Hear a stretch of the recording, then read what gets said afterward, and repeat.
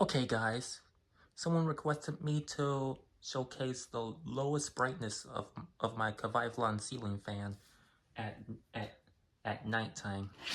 So here it is. Holding down the dim button. As you can see, that's the lowest brightness it can go.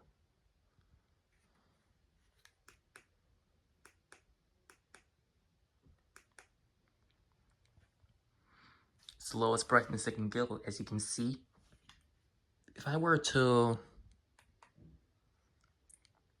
and then do that again,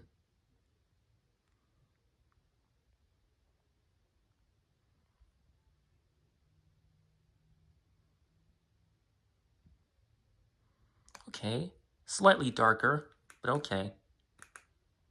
If I were to do that again, and then hold down the dim button,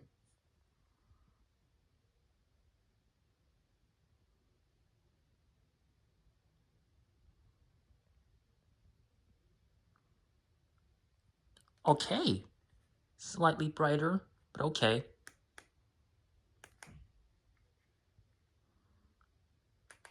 Anyways, that's the lowest brightness it can go. Hope you enjoyed.